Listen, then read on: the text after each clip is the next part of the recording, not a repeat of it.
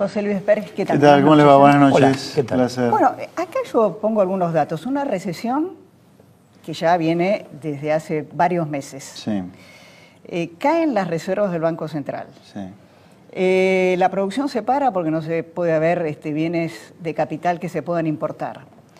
La inflación al 40%. Y Kicillof, sin embargo, frente a estos resultados, cada vez tiene más poder, al menos más poder político. Es más, se dice que se quiere llevar puesto a Débora Giorgi y también a Echegoray. Sí, lo leía. ¿Cómo es posible, frente a estos resultados, que el ministro se fortalezca?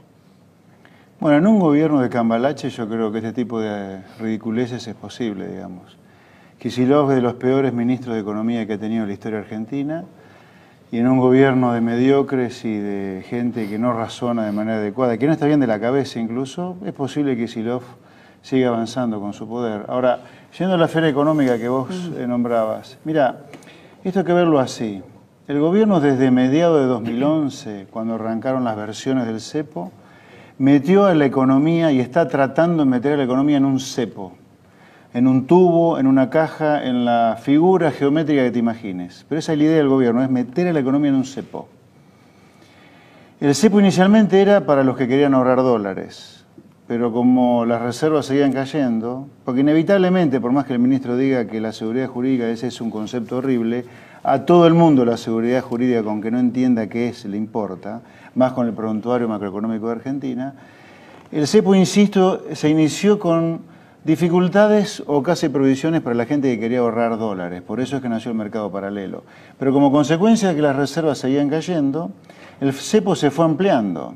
Ahora hay dificultades para girar utilidades al exterior, hay dificultades para pagar las importaciones, hay dificultades para pagar los royalties, hay dificultades para pagar los medicamentos importados, hay dificultades de todo tipo para hacerse de dólares para enviarlos afuera, cosa que ocurre en cualquier economía civilizada. Entonces, el cepo se va ampliando o se va achicando, como quieras verlo, como que el gobierno está tratando de meter ya no solo al que ahorra en dólares en el cepo, sino al que gira utilidades, al que quiere importar, al que quiere pagar deuda externa. Entonces, obviamente, la economía se va achicando en la medida en que vos tratás de cepizar a todo el mundo. Y la consecuencia es que la economía no para de caer. Y la economía va a seguir cayendo si el gobierno sigue tratando de meter a cada vez más sectores de la economía adentro del cepo. Ahora, ya veníamos con inflación, ya veníamos con parate previo al cepo. Sí. O sea que esto lo perjudicó aún más. Bueno, porque acá hay que tener claro lo siguiente. El golpe a la confianza que generó el cepo, por más que insisto al ministro ignorante que tenemos en materia económica, le cuesta entenderlo, que sé que es un concepto horrible. El cepo fue letal para la confianza de la gente, porque otra vez se le volvía a meter la mano en el derecho de propiedad. Esto es que ignorantes como Kicillof no entienden. A ver, a la gente se le metió la mano en la lata y en el bolsillo durante muchas veces en el último medio siglo, por no decirte siempre. Con la inflación a la gente le aniquilás el salario. Claro. Cuando no le robaste los depósitos como con el plan Bones o como el 2001, que le robaste los depósitos. Cuando no le robaste el crédito que le había dado al gobierno porque defaulteaste la deuda, u otras veces, como fue el 2008, se le robó la jubilación que tenía en el sector privado. Entonces, cuando vos, por 10ª vez, le volviste a alterar el derecho de propiedad, luego de las anteriores violaciones al derecho de propiedad, se derrumbó la confianza. Eso te generó una gran caída en la demanda de dinero y eso te genera inflación ya de por sí. Encima el gobierno creyó que por haber eliminado en el principio transitoriamente la demanda por dólares podía emitir a troche y moche, y lo hizo a partir de la reforma a la Carta Orgánica en mediados de 2012. Entonces la inflación va por otro carril en algún lugar. Esta gente con la reforma a la Carta Orgánica de 2012, recuperar la famosa autonomía monetaria, maldita autonomía monetaria, ojalá en Argentina desaparezca la moneda. Directamente, Argentina no puede tener moneda. Hace un siglo que tenemos problemas por tener moneda. Pero bueno, yendo al corto plazo, el hecho de que el gobierno haya creído... Debería tenerla, pero la realidad es que cada vez que la tenemos hacemos desastres. Y cuando no la tenemos, si permitimos que el fisco se endeude como en los 90, también. Entonces que acá no habría que tener ni moneda y habría que tener una prohibición absoluta al gobierno a endeudarse, o sea, tener déficit, para que el sector privado viva en paz. Y además una Corte Suprema que limite la cantidad de impuestos que el Estado puede cobrar, pero viendo al corto. La reforma del 2012 que le hizo creer al gobierno que podía emitir a trochimochi, sumado a la caída en la demanda de dinero que provocó la incertidumbre del cepo, generó esta tasa de inflación del 40%, porque la inflación no tiene nada que ver con la recesión.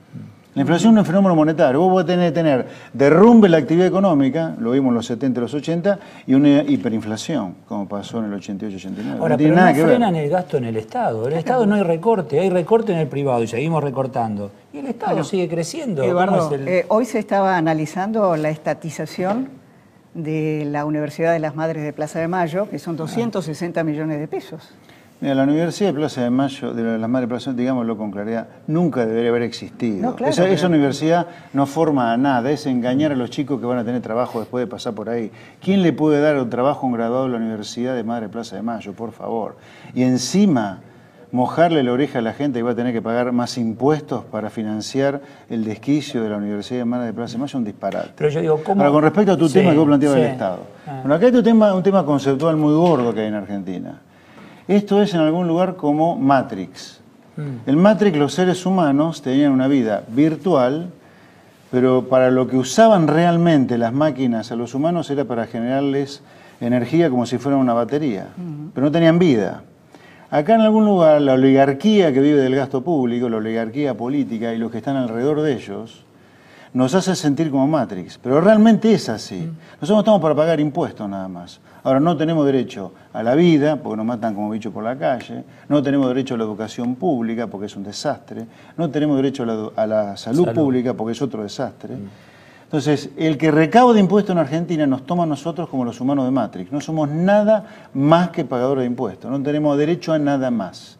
Por eso es que acá, a la gente de a pie, la que se levanta todos los días a las 6 de la mañana, se toma el subte, se toma el tren, se toma el auto, todos los chicos que están acá trabajando, y los no chicos también, sufren la inflación y una violación sistemática por la presión impositiva que hay, como no la sufre el oligarca que vive de la plata pública, particularmente los políticos, digamos.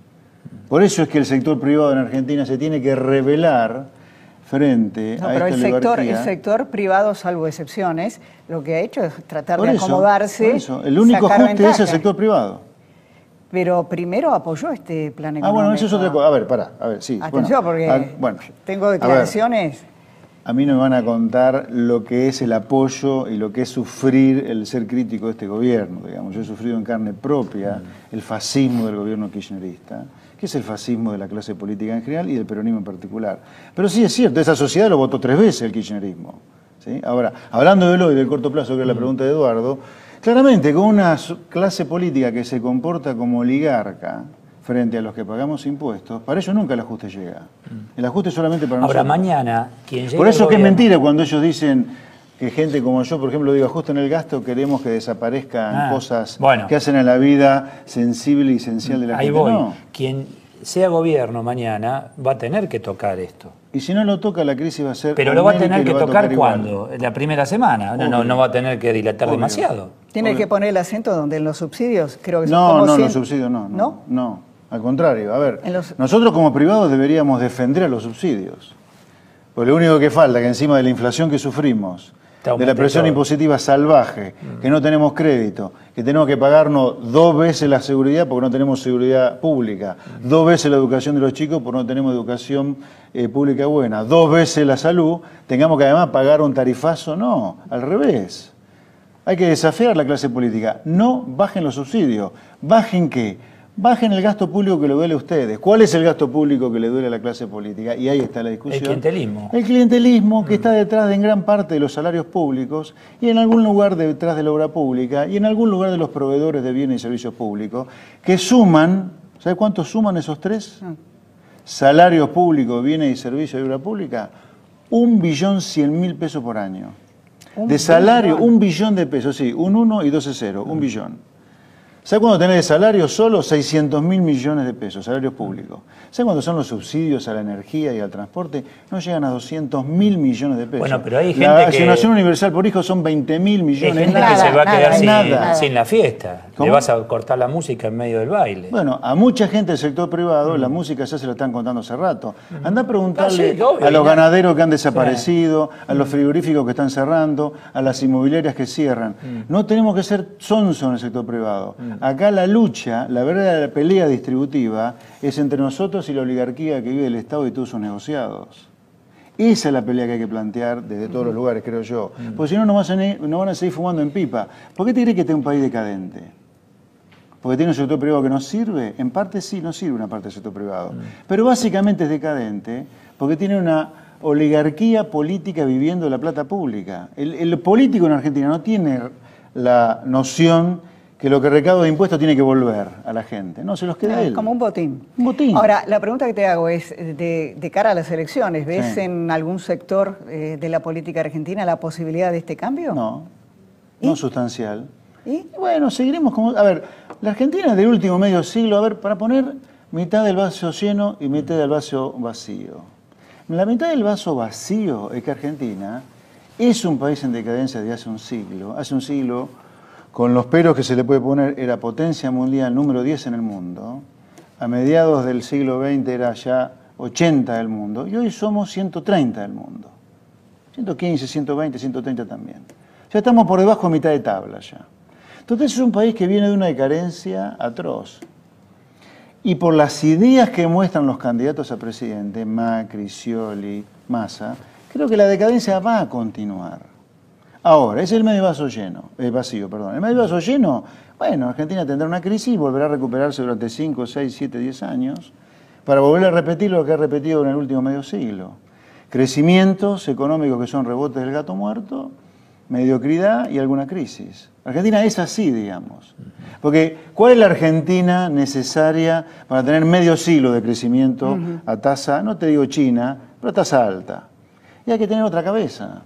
Hay que amar la competencia, hay que ver al mundo como amigo, no como enemigo. Hay que pedir impuestos razonables, no esta locura de impuestos que pagamos que encima no te vuelven. Hay que pedir educación. Esa Podés cosa hay que tener la esperanza en las nuevas generaciones, tal vez, José Luis. Bueno, yo tan lejos ¿Viste? no me fui a... No, por eso, pero digo, no, pero 5 nuevas años, son 6 estos años, los que no, me están fui al ahora. corto, Gente fui al corto. nueva, ¿viste? Que se Fui al mete a lo corto. mejor y ya vienen con la universidad Ojalá, distinta ojalá. y la vieja política cambia. Pero mira, ¿por qué no? algunos Digo, para ejemplos- dar un poquito de esperanza a esta hora. Pero, lo que pasa, espera, yo no estoy acá para dar esperanza ni desesperanza. Bueno, pero ni desesperanza. es todo tan- Estoy para ser realista. Sí, está bien. Y en parte por engañarnos es que nos va mal. No nos va mal por ser realistas, nos va mal por engañarnos. De pensar, por ejemplo, como un ejemplo del autoengaño, que el SEDIN, el blanqueo de plata negra, va a salir para reactivar la... bueno. No, claro. Pero ¿no nos damos cuenta de la locura? Bueno, ahora es vaca muerta. Blanqueo de plata negra para Sí, reactivar pero la el sector actividad inmobiliario lícita. lo está pidiendo. Por eso o sea, estamos es su locos, interés nada más. Estamos locos. Ah. Entonces no pidamos no decadencia, ni me pidas a mí que sea un vergel en cuanto a mi sensación del futuro. Si vos tenés sectores empresarios que piden el delito de blanquear plata negra para reactivar un sector, estamos locos. Mira, te voy a dar un ejemplo como para poner el carro delante de los caballos de por dónde debería ir Argentina. He tomado el libro de Andrés Oppenheimer, Sí, brillante buenísimo, libro que he yo escrito. lo he leído, sí. El último, no me acuerdo el nombre exacto, pero el anterior me acuerdo. Crear muy bien. o morir. Crear o morir. El anterior era Basta de historias. Sí. Buenísimos los dos. Pero el último, el ejemplo que da, Corea del Sur, en el último año, 12.600 patentes por nuevos proyectos, por creaciones, por invenciones. Argentina 26. O sea, la Argentina de la sustitución de importaciones, del Estado presente, 26 patentes. Ahora, ¿queremos ser otra cosa? ¿Queremos ser algo como Corea? Y bueno, pongamos el Estado a devolver la plata de los impuestos bajo la forma de bienes públicos, educación, salud y justicia. Veamos al mundo como una oportunidad y no como enemigo. Metamos a presa la mitad de la clase política, por lo menos, y eduquemos a los chicos. En lugar de estos catecismos que les entregan ahora como la mejor etapa de Perón, de Mussolini y de Hitler, eduquémoslo a los chicos. No le lavemos la cabeza a los chicos. Enseñémosle lengua, matemática, física, química. No le lavemos. Digamos, el populismo ha destruido la Argentina. No veo por qué el populismo, de la mano remixada de un Macri, de un Scioli, de un Massa, va a servir, digamos. Si ya sabemos que no sirve, ¿por qué no cambiamos? Pues es una cosa... Alemania pasó por el nazismo y por el populismo y por el fascismo. Pasó por eso. Pero Italia cambió. también. Ahora, los únicos que nos hemos quedado dando vuelta alrededor de eso somos nosotros. Que necesitamos una Adenauer, por ejemplo. Pero sí, bueno, De Gasperi. sí. Lamentablemente, a lo mejor sí digo lamentablemente porque sería lindo pensar que la sociedad se va dando gente así. Ojalá. José Luis, gracias por estar Placer. con nosotros. Continuamos.